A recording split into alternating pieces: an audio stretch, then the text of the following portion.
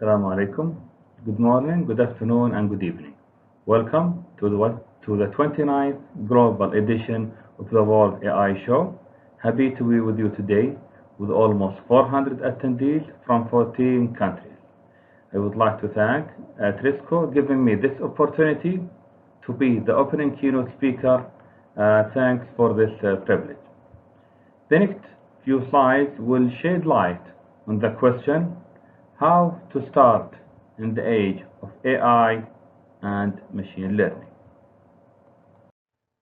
To set the stage and to ensure that we are all on the same page, I would like to start with a question: what is AI and machine learning? Is it the deep learning, big data? Is it the Python or R code? Is it the Boston Dynamic robots or the unmanned drone?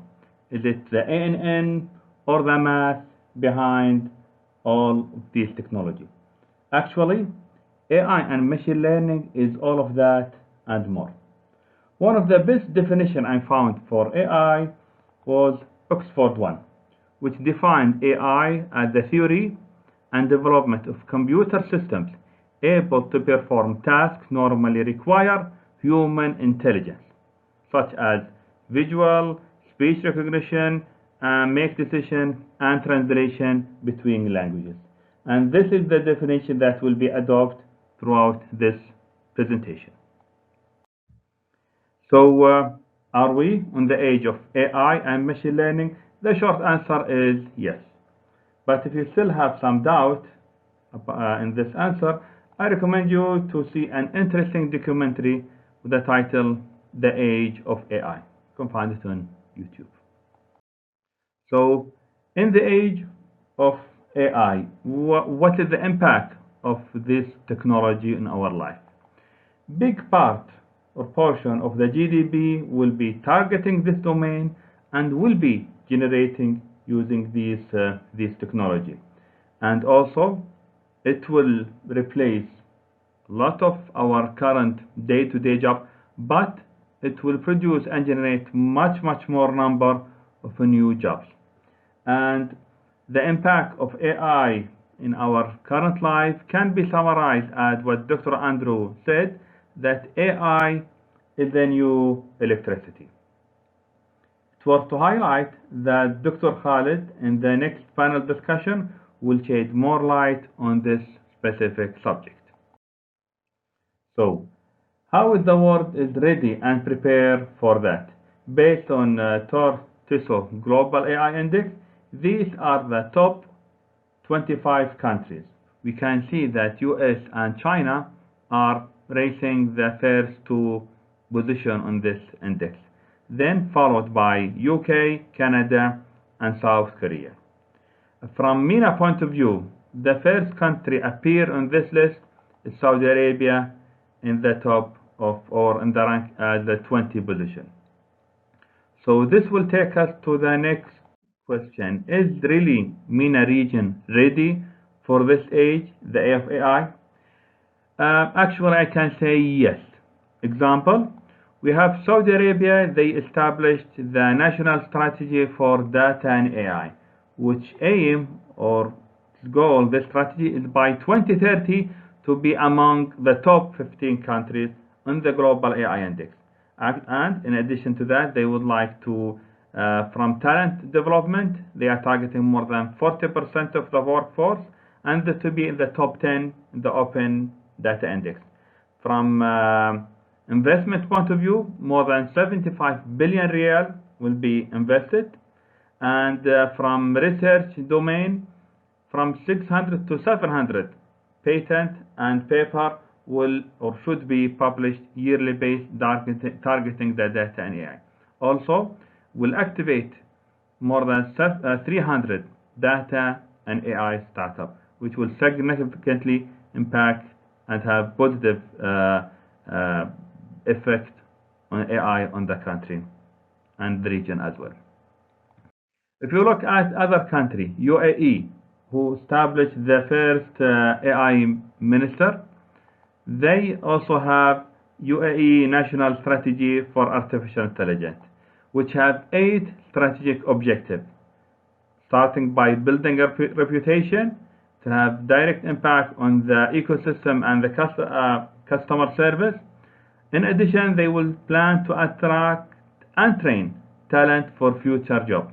One of the interesting objectives of this strategy is to provide data and supporting infrastructure essential to become a test bed for AI. Also ensure strong governance and effective regulation.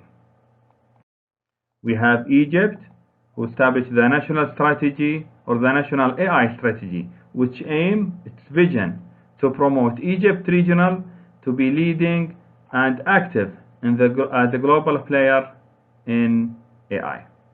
And there are really a lot of examples of other countries who already established their AI strategy or in the final stage to launch such strategy. That was in the country level. What about individual or organizational level?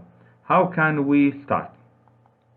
Based on my experience, the first thing people think of is modeling, or other word, the coding side. They start asking, should we go with Python, R? They think about the cloud computing, Google, Azure, Amazon. They dig deep into IT concepts such as CPU, GPU, server. Truly, this is not how to start in AI. Why? Because this phase is in any true project is considered the fourth step in any AI project. So what are these steps? In AI, steps starts by business understanding, data preparation, then modeling, followed by evaluation and deployment. Those three steps, which before the coding or the modeling, will cover or will consume more 60 to 70% of any AI project. The next few slides will shed light on all those steps. But before we start, it's important to highlight that now, with a lot of nations are establishing local AI strategy, it's important to add step 0, AI strategy understanding, which we consider as step 0. So let's start by AI strategy or understanding the AI strategy. The idea here, a lot of countries, they establish their local AI strategy, so don't reinvent the wheel and don't start from zero. By knowing your country AI strategy, there are a lot of knowledge, resources, supporting material, and subject matter experts who can help. So for example, if you are in Saudi Arabia or want to have a business on AI, understanding the national strategy for data and AI is a must. And you can find it in AI.sa. The same for other countries. Start by exploring your local AI strategy or sometimes the country surrounding you, which will help to know more about this subject. Now, moving to business understanding. Truly, AI technology is very wide technology. It can help in almost all aspects, in healthcare, gardening, education, energy, military, and from technology point of view, it can be used in the preventive maintenance, advanced analysis, optimization, NLP, and much, much more. So the objective of this step is to truly understand the targeted business, and you need to really zoom in the business, not the IT, and build or identify a clear business use case that could be benefit from the AI technology. Now moving to the next step, which is data understanding. Now, after we have clear specific use case, do we have the needed data? In the age of AI, data is the new oil. With no data, no AI can be developed. So the objective of this step is to understand the available data and ensure that it is suitable to produce the needed AI solution. Now, moving to data preparation. After we have clear business case and we have the needed data, so this data could be, or the available data could be from multiple resources and in multiple formats. They could be sensor data, Excel sheet, emails, hard copy, image, video, and so on. The objective of this step is to centralize all this data in one repository. And also, we need to ensure that they are in digital format so they could be consumed by the AI model. But there is very important information or step that need to be highlighted. It is GIGO. Garbage in, garbage out. If the provided data is low quality, the AI model definitely will be in low quality. So part of the data preparation is to revisit the data quality and ensure it is really in good standard with no error, or at least with minimum amount of error that will be consumed by the AI. So now we are moving to the modeling stage, which is in other words the coding. By reaching this stage, congratulations, you completed more than 60% of your journey. So by now, which development language shall we use?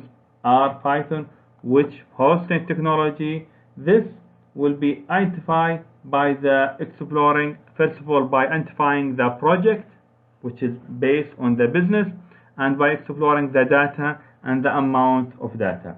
All this technology aspect, the hosting, the server, the GPU, all will be purely capitalized or based on the natural and the data of the problem need to be answered or need to be addressed using the AI solution. This will take us to the next step, the evaluation. So the code was developed and the AI model is ready. Now we need to start the evaluation step. Don't expect the people who develop the model or develop the code will evaluate the result. It is like asking a student to solve an exam and then ask him again to grade it. This is not the best practice. In early stage, we needed to know who will do the evaluation and how this will be conducted, like the testing data and the media for this technology. As what is the criteria that will be used for that evaluation? The success rate that based on that will be considered this model pass or fail. Don't expect to have or don't set 100% accuracy as your success rate. Any AI model achieve 100% accuracy, this will be considered as magic, not AI. Even the subject matter expert who have deep knowledge on his domain will not achieve 100% accuracy. So this should not be the same. Even though that evaluation is the fifth step, it was to highlight sometime this comes before the modeling. This will give the development team or the modeling team clear picture about what to expect, which sometimes very good in such AI solution development. So now we'll move to the deployment stage. In this deployment stage, we are upscaling our model from small scale to the organization level or maybe even to the national scale. In this step, the IT support team must be included to ensure the smoothness of moving the AI from the small scale to the organization level or even bigger than that. The technology will be considered, the framework, or actually the upscaling strategy to take it step by step and ensure to get the customer feedback in systematic way. So After completing that one, the same project will be completed, but AI project definitely will have a room for more development, more deployment, and more use cases to be integrated. So this will take us back from deployment to business understanding again, and the cycle will continue again. With this, we'll move to the final slide. With this, I conclude my presentation. Wish you fruitful session. Have a good day.